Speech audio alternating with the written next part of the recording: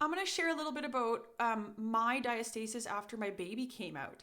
So I am almost 5 years postpartum after my second baby, and I knew I had a significant diastasis during pregnancy. I always show people, I describe diastasis like a hair elastic, that, it's kind of like that the tissue between your six pack muscles gets stretched out, kind of like the area of a hair elastic. It's not just about that. There's a whole ring of different muscles and your ribs and everything that go around you. So it's not just about the separation of your abdominal muscles. But after that baby comes out, I did not go, it doesn't just go like this and get tense again. I had a big squishy belly for a very long time. And some of the other things I noticed is very wrinkly skin. Okay, so you can just see that I've had so much stretch in my skin that it can't gain back that tension again. You'll hear a lot of women just like, why do I have a baby after? Like, why does it look like I'm still having a baby? I'm not pregnant anymore. Because again, think about, it's always so comforting, showing your belly to people all over the internet and all over social media. But if this helps people, willing to do so.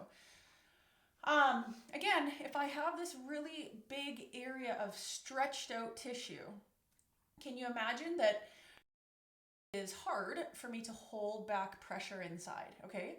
And actually what I do, because not only being a physio and kind of knowing what I'm supposed to do, but years of learning how to compensate, I have to think hard about things because if I let my posture go, it gets bigger. I have to think about kind of being tall so that my muscles and my tissues feel a bit more taut. I also have to think about a little bit of engagement because I feel so vulnerable. You'll notice it doesn't look overly obvious when I'm kind of doing my natural, but when I really let it go, I'm not even pushing. This is just me kind of letting all those tissues relax, and you can see how when I relax it sticks out more. I get a lot of symptoms, especially at the end of the day. I feel tired. My belly feels tired. My back feels tired. My whole body feels a bit tired because I have to work a bit to kind of keep not just a skinniness, but this feels very weak and vulnerable. So I don't trust myself in that position. I also notice that after I eat that, there's so much more pressure inside in my stomach and in my digestive system in general that it wants to creep out. So after I eat, I feel uncomfortable. And the other thing I notice is I still get coning and doming because if I don't think about it, then I'm still going to get pressure out into here. I'll show you what I mean. I just need to lower you here. So if I lay on the ground and do a typical, for example, sit up, if I don't think about it, and I go to lift, I don't know if you can see, I'm going to put you down even lower. If I just lift and think about nothing, can you see? I don't know if you can see how I get coning or doming, but there's a lot of kind of pressure out towards the point of least resistance. And so I've really had to work hard, and I did this from early days postpartum, is start working on the muscles that help create tension across that. So I would think about my deepest core muscles.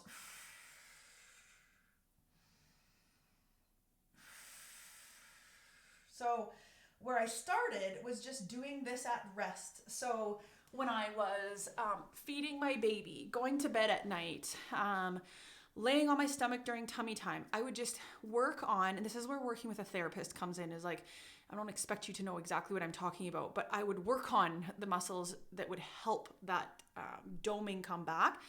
And inhale, I relax them, exhale, I tighten them, and I'd work on it in different positions. I'm okay, now they're starting to fire. Because the thing is, right after I had the baby and all the stretch, and a lot of women will be able to sympathize with this, is those core muscles were out to lunch. They didn't have a clue how to work anymore because they were so stretched that they felt out of their element. They're not strong in a very stretched state. So I had to work on reminding them what that felt like. Okay, so I did a lot of, time in the day, just come on, come off, come on, come off. And that's where I found like a support belt helpful at times. I would put like a belly band on, because it would help not bring my muscles back together, but would help them feel a bit supported so that they felt able to exercise. So that's where I would start, is I put a belly band on, do some of my exercises so I could feel that connection better. Then I would take it off and I would try to replicate that core feeling with the belly band off. And so I would do that during the day. And like I said, I started within days postpartum because I didn't have any pain or I didn't have any symptoms associated with it. And there were so many movements, like getting out of my bed, getting off the couch, that I felt like I didn't have any engagement here. So I knew I had to kind of coax that back. The other thing that I remember bothered me a lot is that when I laid on my side to go to bed, my tissues would naturally relax.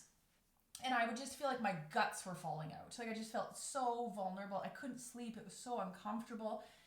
And so I wore a light compression to bed because I felt like it helped me sleep better.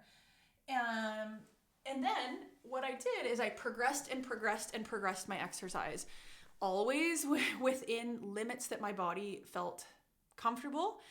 And what I mean by that, and again, this would be guided by a therapist, is I would work on first is just in a resting position, bringing those muscles on, and then learning how, like in a sit-up, and moving from like this position up, like how to use my core to do this.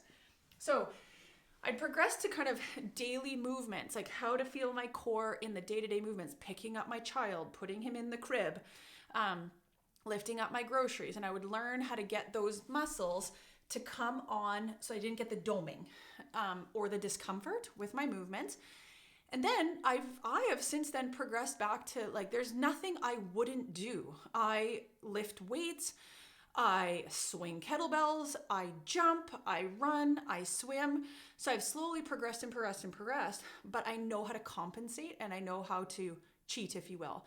I know how to use all the muscles around the hair elastic to help the front, my pelvic floor included, to be able to kind of like call everything. But that's where I feel like I've plateaued, is I don't feel like I can progress myself anymore.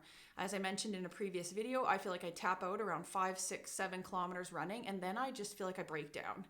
I get a lot of pain. Like I have a hard time rotating my ribs. My rib cage is very tight, I think, to make up for such a weakness or a vulnerability in the front. So I find that, like, if I swimming, for example, I end up getting neck pain because I don't have good range of motion to bring my arms forward.